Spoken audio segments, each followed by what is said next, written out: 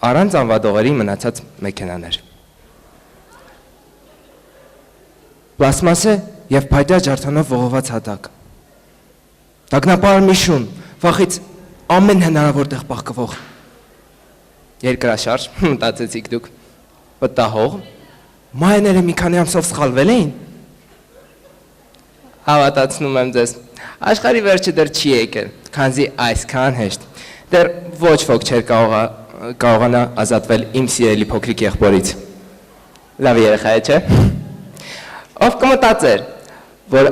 այս նկարը անելուց մոտ 4 տարի հետո այս հանգիստ մանուկը կդառնա անկառավելի քաոսի շուրջ 14 կիլոանոց կտոր։ Ընդ որում նա ոչ միայն հասցնում է վտանգի ենթարկել նրանից 10 մետր շահովով հեռացված ամեն ինչ, նա նաև հարցեր է տալիս։ Այնպիսի հարցեր, որոնց պատասխանը ոչ միայն ամենախելացի մեծահասակը չէր կարողանա տալ, այլ նաև ես։ Մեկ անգամ, երբ ես ու եղբայրս զբոսնում էինք, հանդիպեցինք օտարերկրացիների մի զույգի։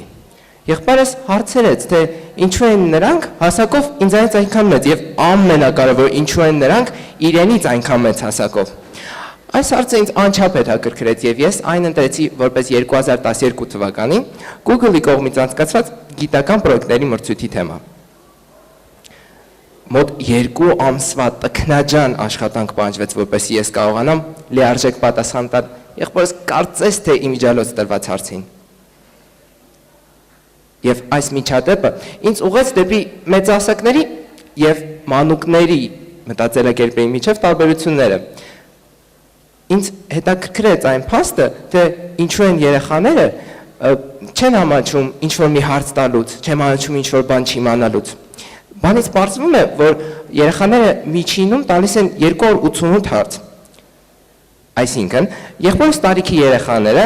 արթուն լինելով միջինում 12.5 ժամ, ամեն ժամ տալիս են 23 հարց, ինչը կազմում է ամեն 2 րոպե 36 վայրկյանում մեկ նոր հարց, նրանց հետաքրքրող ցանկացած բանից։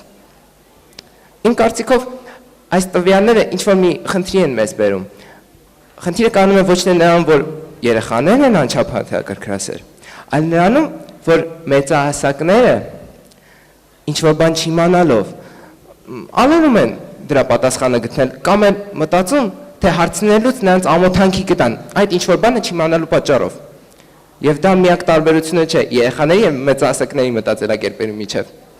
Առհասարակ, երեխաները ունակ են նկատելու եւ արձագանք տալու այնպիսի խնդիրներին, որոնց մեծահասակները անճախ ուղղակի կանտեսեին։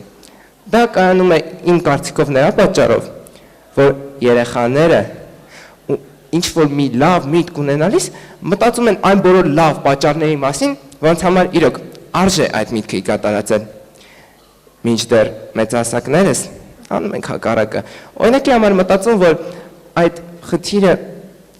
լուծելը մեզ ինչ-որ ֆինանսական օգուտ չի բերի կամ էլ մեծ քանակությամբ ներդրում է պահանջում։ Մյուս տարբերությունը կայանում է նրանում, որ երեխաները անչափ կրեատիվ են եւ մտածում են գաղափարներից դուրս։ Հիշենք օրինակի համար Անտուան դե Սենտ-Էքզյուպերի Փոքրիկ իշխանին եւ այն օծին, որը մի փիղ էր կուլ տվել, այլ ոչ թե ուղղակի գլխարկեր։ Եվ այսքան առավելություններից հետո մանկամիտ բառին վերագրվում է ոչ թե ամբողջակիորեն դրական, այլ մասնակիորեն բացասական արժեք։ Այս բառը ընդամենը նշանակում է փոքր անձի պես մտածող, չէ՞։ Իսկ մեր հասարակությունը նրան հավասարեցրել է այնպիսի բառերին, ինչպիսիք են անլուրջ, միամիտ, անպատասխանատու, որոշ դեպքերում էլ խենթ բառերին։ Հետաքրքիր է, ինձ զարմացնում է այն փաստը, որ մեծահասակները ինչ-որ մի իրավիճակում մտածում են, թե երեխայի պես մտածելը, մանկամիտ լինելը ամենավերջի բանն է, ինչ նրանք պետք է անեն։ Բայց ուրախանում եմ իմանալով, որ Պաբլո Պիկասոյի կարծիքը տարբերվում է այդ ուրիշ մարդկանց կարծիքից։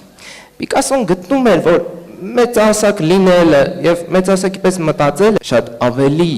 հեշտ է, քան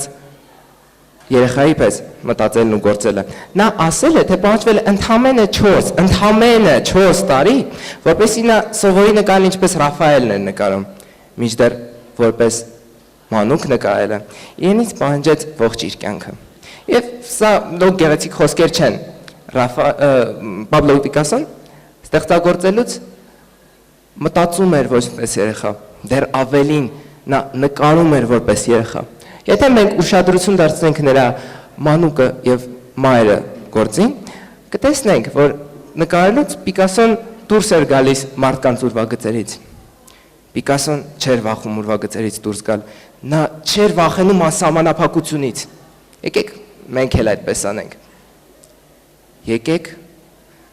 չխուսափենք հետաքրքրասեր լինելուց, եկեք չամաչենք մանկամիտ կոչվելուց, եկենք նկարենք մեր աշխարհը այս իրականության կարծրացած ուրվագծերից դուրս, եկեք ապրենք։